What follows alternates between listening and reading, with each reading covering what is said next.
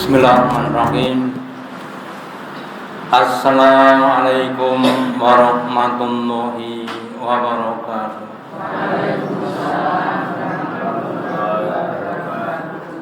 Alhamdulillah, alhamdulillahilladzi an'amana bi nikmatil imani wal islam.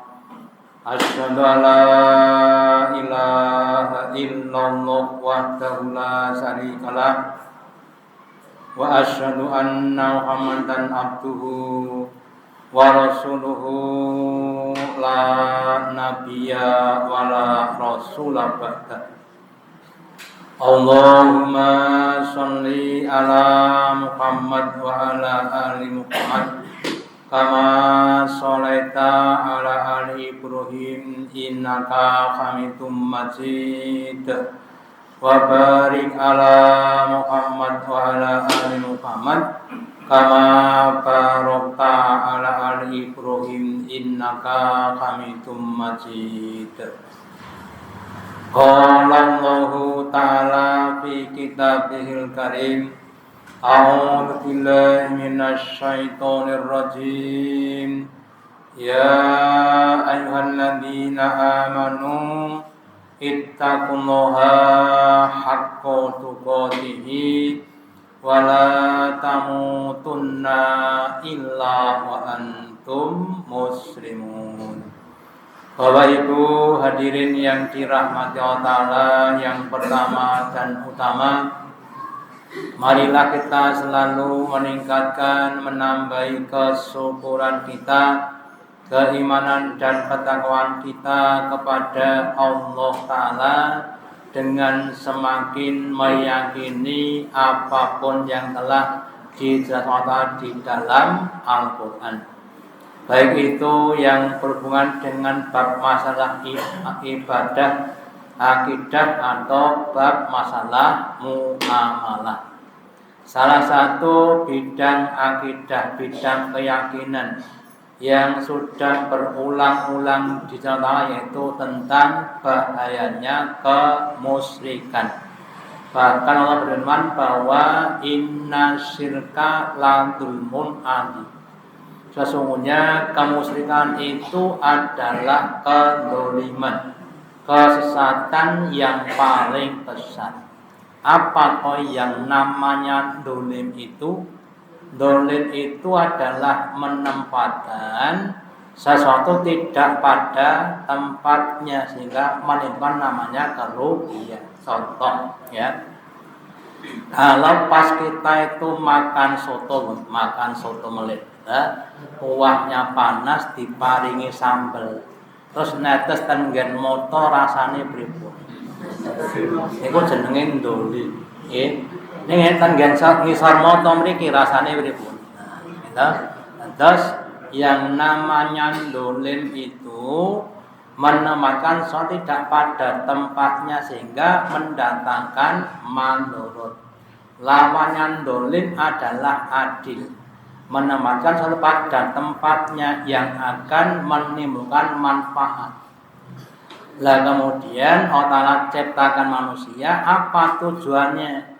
Allah berfirman, wa ma khalaqtul jinna wal insa illa liya'buduni. Wahai jin, wahai manusia, tidaklah aku ciptakan kamu wahai jin dan manusia kecuali untuk ibadah kepadaku.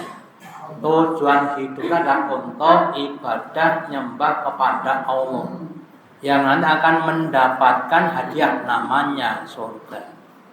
Tetapi oleh setan kemudian digoda, ya, kemudian akan diperintahkan, diajari untuk nyembah kepada selain Allah. Sejak zaman awal-awal kemanusiaan, mulai dari zamannya Nabi Nuh, Nabi Ibrahim sampai zaman sekarang, yang namanya penyakit musyrik itu sudah merajalela di mana saja. Bahkan sudah menjadi suatu keyakinan yang seperti menggurita, ya, di mana-mana saja, ya. Maka kemudian Allah mengingatkan kepada kita khususnya orang beriman, kemudian juga orang-orang musyrik tentang kerugian orang-orang yang menyembah kepada selain Allah Ta'ala. Yang pertama, Allah Ta'ala tunjukkan maha karyanya Allah. Wahai orang musyrik Mekah, siapakah yang menciptakan langit dan bumi? Man rabbus samawati wal ardi. Ketika orang musyrik itu dikatakan Allah, siapa yang menciptakan langit dan bumi? Dia mengatakan yang menciptakan Allah. Dia ngaruh yang menciptakan adalah Allah Ta'ala. Tapi kenapa kok nyembahnya bukan kepada Allah Ta'ala? Ada seorang bapak punya seorang anak. Anaknya diberikan baju baru yang indah, yang mahal harganya. Kemudian anak tadi datang kepada tetangganya, kemudian matur nuwun kepada tetangganya. Kira-kira anak yang model napa nih Bapak? Sing nukokne bapake maturne kalih tanggane. Niku jenenge cah napa? Sing gawe ki Allah. Sing paling rezeki ya Allah. Sok balik tenggane Allah kok malah nyembah selain Allah jenenge wong napa? Nggih. Adalah orang-orang yang disesatkan setan. Kemudian Allah Ta'ala menjelaskan, wahai orang musyrik, kalau kamu menyembah kepada selain Allah, menyembah pada berhala, kalau pada zaman Nabi Muhammad, orang musyrik mengatakan menyembah beberapa berhala, dan adalah Lata, Uzza, Manat, Hubal. Ya. Kemudian ditanyakan, hada khalqullah. Wahai orang musyrik, langit, bumi, gunung, sungai ini adalah ciptaan-ciptaannya Allah. Maha karyanya Allah. Menunjukkan tentang kebesaran Allah Ta'ala. Fa'aruni manda khalaqal min dunihi. Maka sekarang tunjukkan kepada saya apa maha karya dari berhala tadi. Lata, Uzza, Manat, sudah menciptakan apa, tunjukkan kepada zaman Nabi Muhammad. Ya.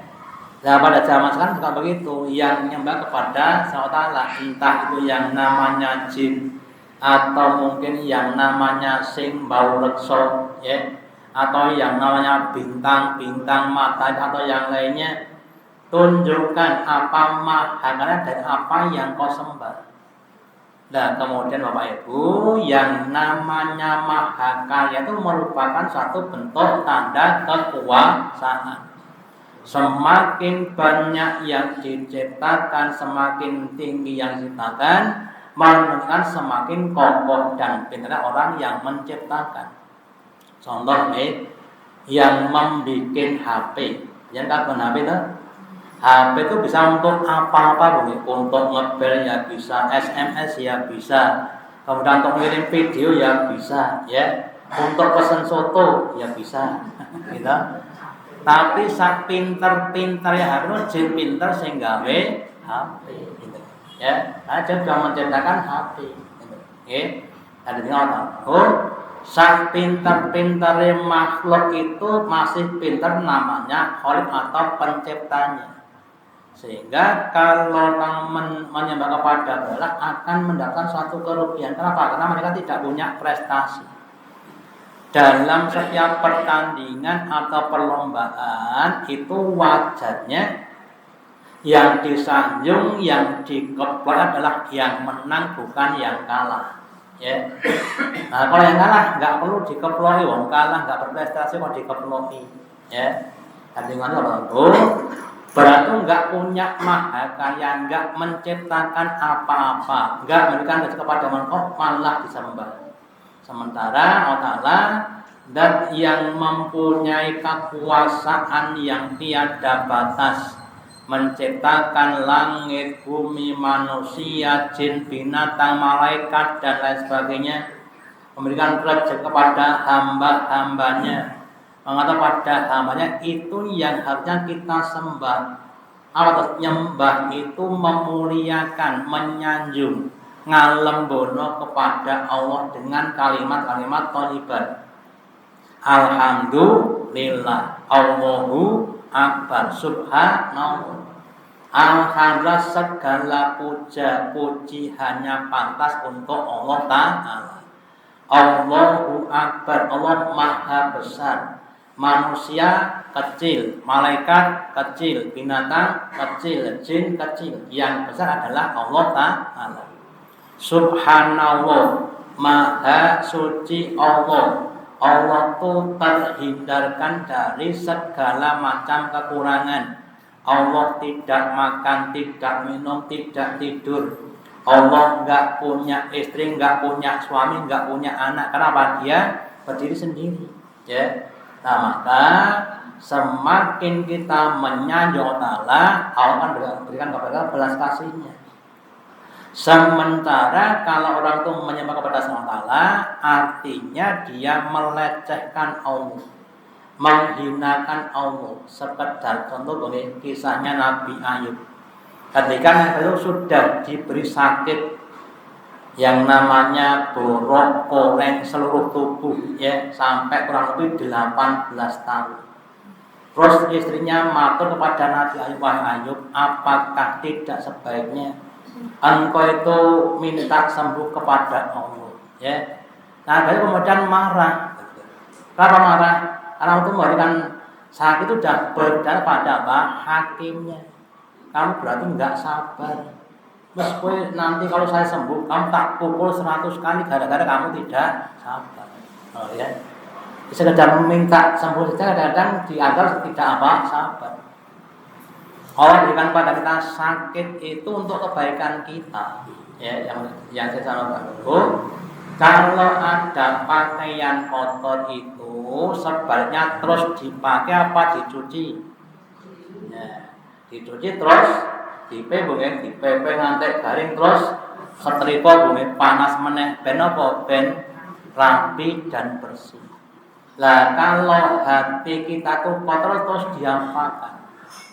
Hati kita kotor dengan berbagai macam penyakit hati, hasad, dengki, kadang-kadang juga ngerasani. Terus kalau enggak juga kemudian jadi apa? Ya, kemudian perlu dibersihkan dengan istighfar, dengan korban. Kalau kotorannya begitu kuat, begitu dalam ngetel, maka perlu dicuci dengan apa? Namanya sakit. Ya, jadi sakit itu salah satu fungsinya adalah untuk menghilangkan dosa yang ada pada kita. Di balik sakit itu ada banyak hikmah. Di antaranya Allah berikan pada kita kesempatan untuk istirahat. Kalau pas sakit nggak usah ke masjid, paling sama dengan orang yang ke masjid. Ya, makanya misalnya memahami tentang kehakiman Allah. Terus kembali pada ayat ini, jadi berhala itu tidak punya mahakarya apapun, nggak bisa ciptakan apapun, maka tidak pantas untuk disembah. Apalagi dimintai tolong, dimintai bantuan, dimintai rezeki, nggak akan mampu. Nah, kemudian Bapak Ibu dalam prakteknya orang-orang yang mereka tergesa-gesa, urip poket dek ben mau melarat wae, ngantek jelek aku melarat, gitu. Pengen sugih golek pesugihan wae, gitu. Golek buta ijo, buta abang, buta kuning golek, berarti buta bangsu, gitu. Ben kok tambah sugih, tambah sugih. Lho kan kaya jan. Pendek ben yo melarat saiki dadi sugih mergone duwe buta abang, gitu.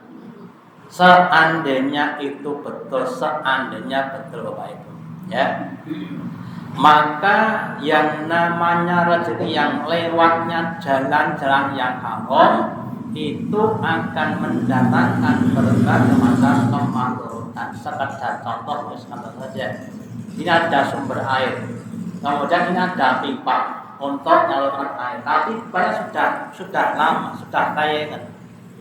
Air yang bersih nanti ketika lewat pipa yang itu nanti sampai sini itu kira-kira bersih apa kotor? Ya kotor, ya. Nah, jadi dari otak tadi jalan yang kotor, jalan kemusyrikan. Ya, itu nanti akan menjadikan kita akan menerima air yang kotor, rezeki yang kotor. Dan kalau kita minum akan menjadikan tubuh kita rusak. Ya, makanya kita semuanya Bapak Ibu, jangan terpesona dengan kenikmatan dunia. Nah, duitnya hanya terbatas, ya. Terus kemudian Bapak Ibu, kalau kita ibaratkan ibu-ibu sedang membuat lento, tahu ya lento ya? Buat lento digoreng, kemudian pertanyaannya, hebat-hebatnya lento kan dia termasuk yang diciptakan. Tak gosongku ya sak karepku, ya. Ini aja Bapak Ibu, berarti enggak punya kuasa. Kenapa? Karena berarti ada diciptakan. Maka di dalam surat An-Nahl surat yang ke-16 ayat yang ke-21 dengan walladzina kuna min dunillah, dan orang-orang yang mereka menyeru, mendoa, meminta, memohon kepada selain Allah Ta'ala, la yakhluquna syai'an, mereka itu tidak bisa menyelesaikan sesuatu, ya.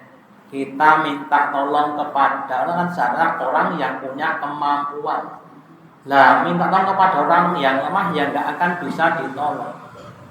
Berharap itu nggak bisa menciptakan sesuatu apapun yang kecil sama sekali, ya. Oh, dimintai bantuan yang nggak akan bisa mampu. Walaupun sedangkan mereka adalah yang diciptakan, bukan yang menciptakan. Sekali lagi, yang menciptakan itu lebih kuat dibanding dengan yang diciptakan, atau dibalik yang diciptakan lebih lemah dibanding dengan yang menciptakan. Amwatun berarti adalah mati, hanya tidak hidup. Ada ayam yang sudah mati dikasih pakan, kira-kira bisa nonton enggak Bapak Ibu? Ya, wong pitik mati kok kayak sego, orang bakal bisa nonton. Nah, kalau dia tidak bisa, maka dia tidak akan kenyang, nggak akan berkembang. Ya, Bapak Ibu, yang namanya berharap entah apapun wujudnya, itu adalah benda yang mati, nggak bisa hidup, maka nggak akan bisa memberikan pertolongan, ya. Kemudian wawasurna ayana nyibatun, dan bagaimana besok ketika pada hari kiamat. Besok hari kiamat Bapak Ibu, orang-orang yang dulunya bakal batu kemudian dibangkitkan di padang mahsyar bersama dengan apa yang dulu pernah disembah. Kemudian Allah berfirman, antum wa mata butuh namin dunia hasofu jana. Wahai orang musyrik, kamu dengan berhala yang kamu satu besok akan menjadi bahan bakarnya neraka jahanam. Padahal ketika di dunia mereka mengharapkan bantuan dari berhala, tapi kenyataannya justru itu yang kemudian membuat dia masuk ke dalam neraka. Makanya monggo Bapak Ibu, dalam hal akidah kita harus semakin kokoh bahwa la ilaha illallah, tidak ada yang pantas disembah, disanjung, diibadati kecuali hanya Allah. Hanya Allah yang pantas untuk kita sembah, yang pantas untuk kita puja dan puji, yang pantas untuk kita ibadahi, yang pantas untuk kita mintai. Nah, sebenarnya juga begitu, tapi kadang-kadang kita sudah mendoa bertahun-tahun tidak diberi. Allah itu selain maha kuat juga maha bijaksana. Jadi ketika kita mendoa belum dikabulkan, maka itu saatnya memang belum baik untuk kita. Seperti anak kecil punya bapak yang kaya raya, terus dia bilang kepada bapaknya, Pak, bu, saya diberikan mogi. Apa itu mogi? Motor bedil. Cah cilik 5 tahun jaluk mogi, Pak. Lah, apa orang gaduh sih? Lah, kan bapaknya mampu untuk beli 5, mampu. Ya, tapi nggak dibelikan. Kenapa? Karena belum pantas. Jadi Bapak Ibu, kita kalau kita mendoa kok belum dikabulkan, jangan putus asa.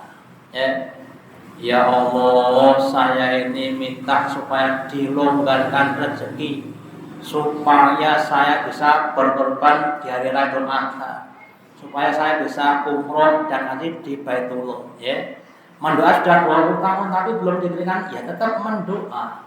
Ya, bisa jadi nanti kalau tidak dina akan diberikan besok di akhirat. ya. Orang sakit lagi ya, minta sembuh, nggak sembuh-sembuh, kita harus sabar. Jatahmu itu 5 tahun, bukan 3 tahun. Ya. Kalau jatah 5 tahun, belum 5 tahun ya belum sembuh. Itu karena Nabi ayat juga begitu. Jatahnya sakitnya Nabi itu adalah 18 tahun. Ya. Hingga ketika 17 tahun ya belum sembuh, ditambah rupanya apa nggak sembuh. Tetapi ketika sudah datang waktu sembuhnya cuma dengan mandi dan minum itu sudah selesai semuanya. Seluruh tubuh yang cacat itu sudah kemudian kembali semuanya. Gitu. Ya, jadi kita mengambil pelajaran dari Nabi Ayub.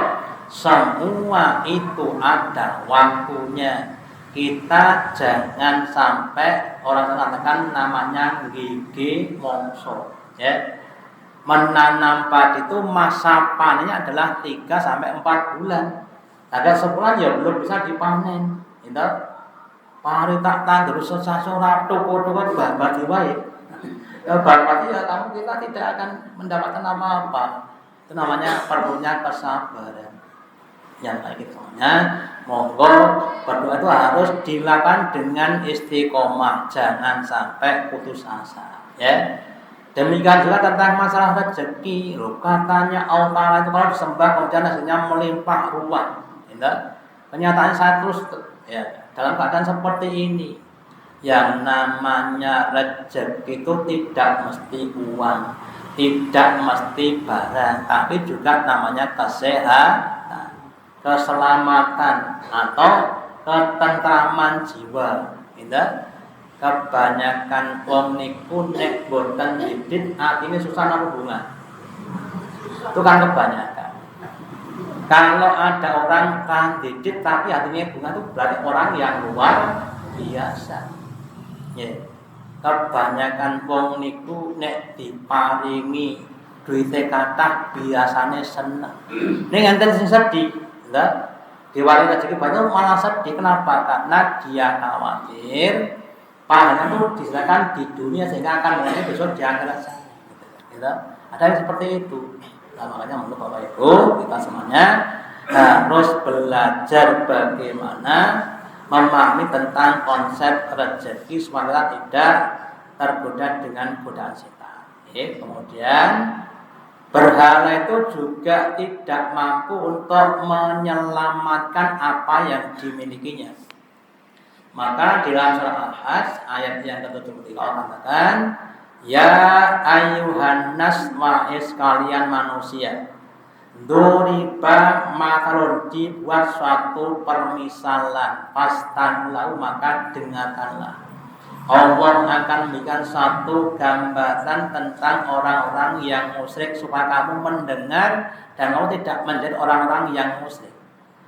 Innal ladina ta'una min dunillah, sesungguhnya orang-orang yang dia menyembah kepada selain Allah itu layak menurbaban. Seseorang tidak mampu untuk menciptakan meskipun 1 ekor lalat. Seekor enggak mampu. Oleh tahu meskipun mereka bersepakat saling tolong-menolong, ada 4 Lata, Uzza, Manat, Hubal, sepakat saling tolong untuk bikin 1 lalat itu enggak bisa. Apalagi bikin yang lebih besar, bikin kebun, bikin langit enggak bisa. Wong mati aja enggak bisa. Lah kalau kita sepakat enggak bisa, kemudian bagaimana akan memberikan pertolongan kepada orang yang menyembahnya? Ya, dapat. Saya itu butuh uang. Buat saya minta pinjam berapa? 50 juta. Lah aku mang rupiah nang ndowo 50 juta. Gitu. Terus saya itu 5 rupiah ran duit itu mbok utangi 50 juta ya ran duit. Ya, kira-kira Bapak Ibu. Barang itu enggak bisa membikin 1 ekor, enggak bisa membikin langit dan bumi. Allah memberikan kepada rezeki yang orang-orang yang menyembah enggak akan bisa. Nah, begitu masih banyak orang yang percaya dengan adanya berhala. Kemudian wasman seandainya dia punya makanan, namanya nama Bapak Ibu sesajen, diparing sesajen, enten segone, enten iwae Pak nggih, enten macam-macam terus dihinggapi lalat. lep. Nah, kemudian dimakan lalat. Loh, itu tidak bisa rusak lah, itu nggak bisa. Ya dibiarkan saja. Wong dia itu adalah amat, dia itu mati. Recong gladak ngarepe kayak soto bukan soto meneh. Enggak lalat ya enggak kan bisa gesah gitu loh. Ya, wis meneng wae gitu loh. Ya. Kenapa? Karena memang benda mati. Lah kalau menyelamatkan barangnya nggak bisa untuk menyelamatkan pada orang yang menyembahnya. Jadi ini untuk sebagai jaminan bahwa orang yang mencari perlindungan kepada satu tidak akan mendapatkan perlindungan. Sehingga dikatakan bahwa waktu matlub maka maha lemahlah orang yang menyembah dan yang disembah sama-sama lemah, nggak punya kemampuan apa-apa. Ya. Sebenarnya Bapak Ibu, Allah dan yang maha kuasa dan yang maha bijaksana dan yang maha rahman dan rahim dan yang maha alim dan hakim. Ketika kita mendoa kepada Allah, Allah akan berikan kepada kita apa yang kita masalahkan. Mendoa, minta diberikan anak yang soleh. Terus kita diberi anak yang soleh, alhamdulillah. Ya, ada orang punya anak, duganya setengah urip, setengah mati maksudnya. Terus didoakan supaya jadi anak yang soleh. Tiap hari ibunya mendoa dan sebagainya. Kemudian dikabulkan menjadi anak yang soleh. Yaitu Allah mampu. Sehingga terus kemudian ibunya mendapatkan berbagai macam pahala. Sebaliknya Bapak Ibu, kalau kita mendoa kepada selain berhala, seandainya bisa itu hanya untuk sementara. Mas, anak keluar itu kurang tahu nang omah, Mbak. Mangkai syarat benten ngomah. Terus gon iki mang dan maem nang omah itu. Kemudian betul, ya. Selama kemudian nggak pernah bermain kemana-mana di rumah terus ngomong kan. Ya, tapi sifatnya sementara. Ya. Nanti kalau seandainya sudah hilang, ya dia akan kembali lagi kepada yang lainnya. Makanya itu jangan percaya apapun kepada Allah Ta'ala. Ya dimanfaatkan untuk yang lainnya.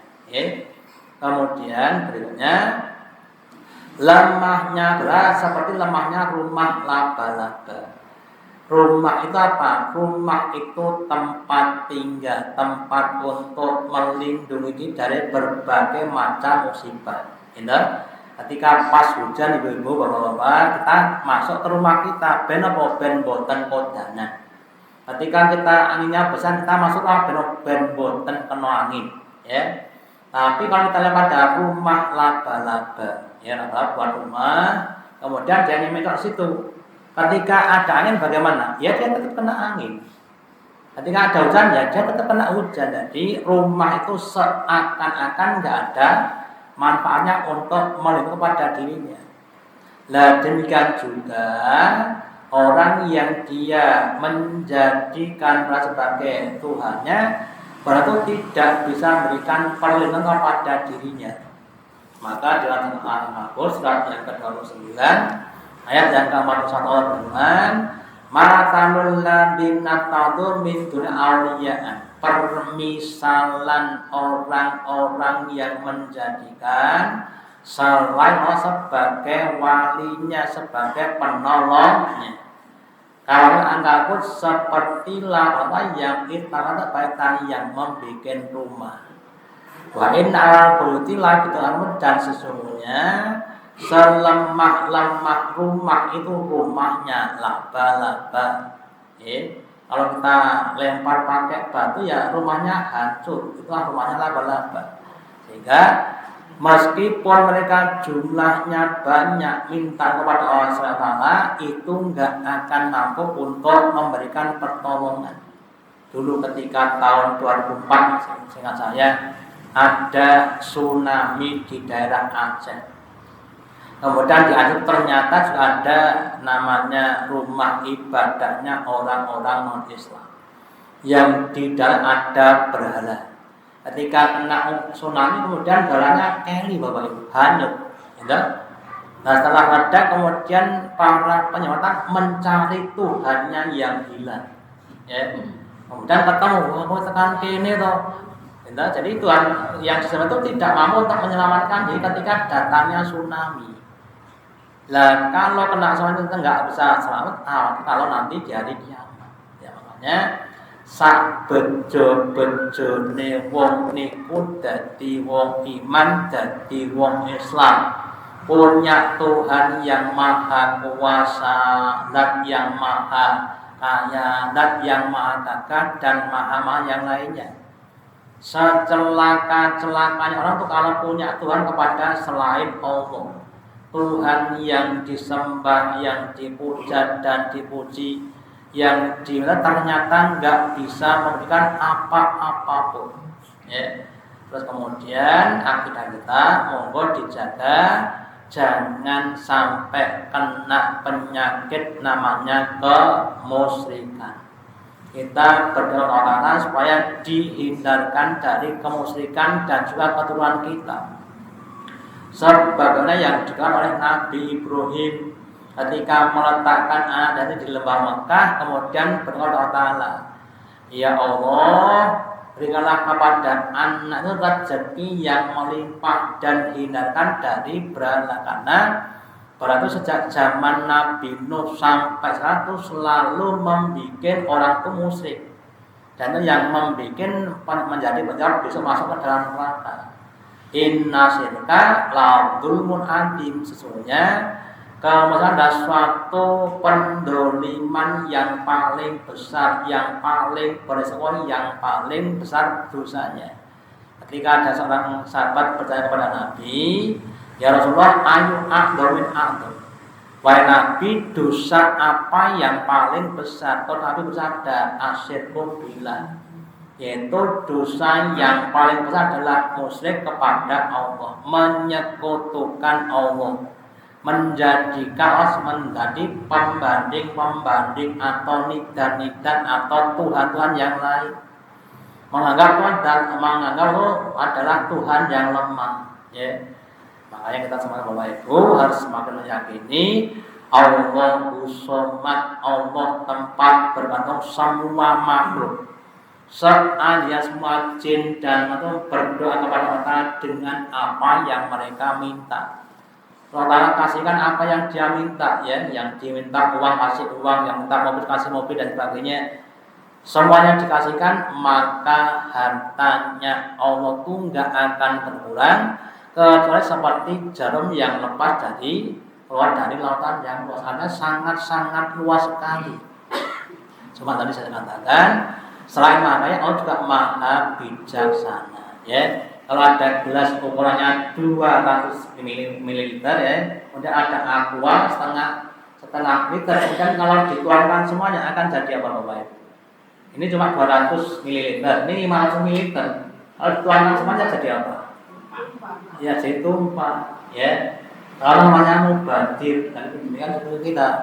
Kalau kita itu seperti gelas yang 200 ml, ya jangan minta 500 liter, nanti enggak tumpah, ya. Jadi kalau kita sudah 1 drum itu ya monggo minta banyak, silahkan, ya. Ketika kita belum bisa menggunakan harta dengan baik, jangan minta banyak harta, itu menjadi mandor. Gitu. Seandainya Bapak Ibu ini coba saja. Seandainya kita itu kaya, kira-kira apa yang kita lakukan? Kira-kira apa Bapak Ibu? Kelasnya nolong ibadah. Ada orang yang pengen sugih mengajeng, pengen kelasnya bangun ngapunten niku urung tekan sugih tenan wis entuk dosane wong sugih. Ya makanya kita kalau punya niatan seandainya kaya, maka kita gunakan kaya dalam untuk ibadah kepada Allah, jangan untuk masuk kepada Allah Ta'ala.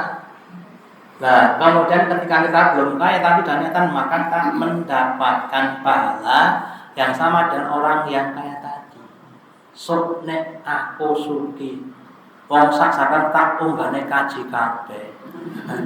Nggih, ning tenanan, mboten mau niat-niatan tok tenan itu akan mendapatkan pahala yang sama. Atau nanti yang lainnya. Jadi kita Bapak Ibu ada 4 orang, A, B, C, D. ini orang kaya yang bersyukur, dia dapat pahala yang banyak. Ini orang yang kaya tapi kufur, dapat dosa yang banyak. Ini orang miskin, pengen kaya, saya kan dia akan bersyukur, maka dia dapat pahala yang banyak seperti A. Ini orang miskin, pengen kaya, saya kan dia akan kufur, maka dia dapat dosa seperti C, seperti B tadi.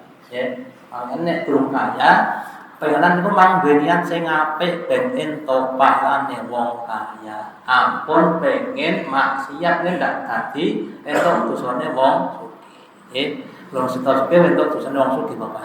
Nggih, demikian yang dapat saya sampaikan. Semoga dengan ayat ini Allah berkenan untuk menguatkan akidah kita, kemudian kita semakin iman, takwa kepada sampai akhir hayat. Amin. Dan Allahumma taqabbal minna innaka antas samiul wa tub alaina innaka antat tawwabin. Kita akhiri dengan majlis subhanakallahumma bihamdika asyhadu alla ilaha illa anta astaghfiruka wa atubu ilaik. Wassalamualaikum warahmatullahi wabarakatuh.